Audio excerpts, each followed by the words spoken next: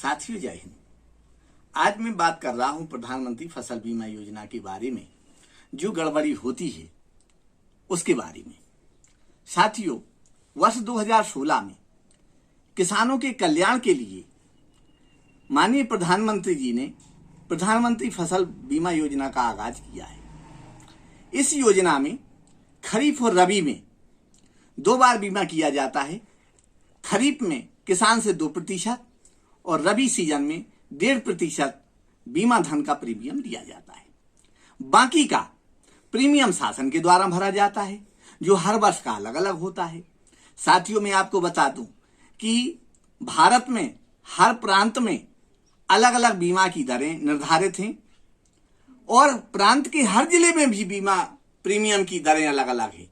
आज मैं मध्य प्रदेश के सागर जिले की बात कर रहा हूं। मध्य प्रदेश के सागर जिले में वर्ष 2019 में खरीफ फसल सोयाबीन का फसल बीमा प्रीमियम 487.5 रुपया प्रति हेक्टेयर और वर्ष 2020 में 660 रुपया प्रति हेक्टेयर निर्धारित किया गया था। 2019 में शासन के द्वारा किसानों के हित में 23% बीमा प्रीमियम और 2020 में 16% बीमा की प्रीमियम राशि बीमा कंपनियों को दी गई। यहां तक तो सब ठीक है। अब बात आती है कि क्या बैंक इस दर के अनुसार किसानों की किसान क्रेडिट कार्ड से पैसा काट रहे हैं? बिल्कुल नहीं।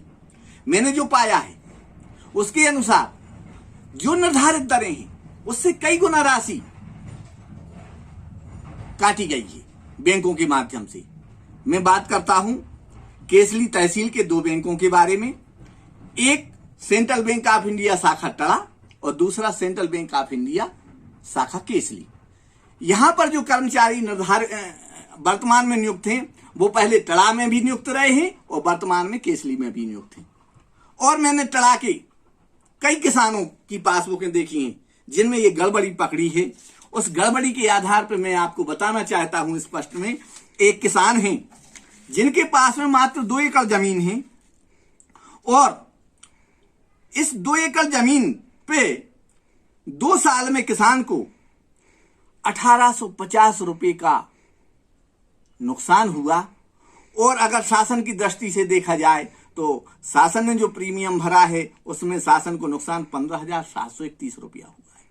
एक दूसरे किसान हैं जिनके पास में मात्र 1 एकड़ जमीन है और 1 एकड़ जमीन में इस किसान को इन 2 सालों में वर्ष 2019 और 2020 में 2063 का घाटा हुआ है और शासन को 17,530 रुपए का नुकसान हुआ है। मैं जो बात कर रहा हूं पूरे पुख्ता प्रमाण के आधार पर बात कर रहा हूं। जब ये मैंने गड़बड़ी पकड़ी तो मैं तत्कालीन शाखा प्रबंधकों से, उनके जो फील्ड ऑफिसर हैं जो केसीसी तैयार करते हैं, मैं उनसे मिला।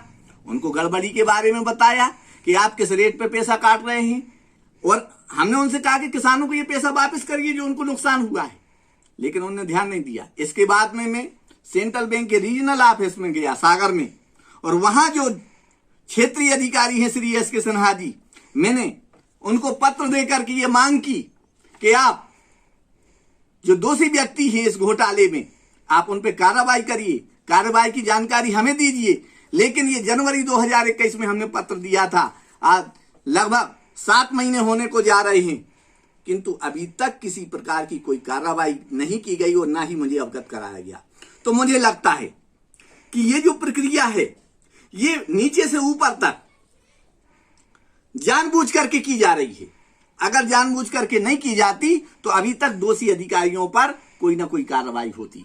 इसलिए किसान साथियों, मैंने निर्णय लिया है कि ये मैं बात प्रमाणिक रूप से जन जन तक पहुंचाऊंगा, किसानों को समझाऊंगा और एक बड़ा जन आंदोलन का रूप दे करके और इन सारे जो घोटाले हुए हैं, किसानों को जो नुकसान हुआ है, उनको लाभ दिलाने की कोशिश करूंगा। किसान साथियों, हमारा आपसे निवेदन है कि आइए हम इस मामले में शासन से पहल करें कि जो घोटाला हुआ है, जो शासन को नुकसान हुआ है, जो किसान को नुकसान हुआ है, उसकी भरपाई की जाए। जय हिंद।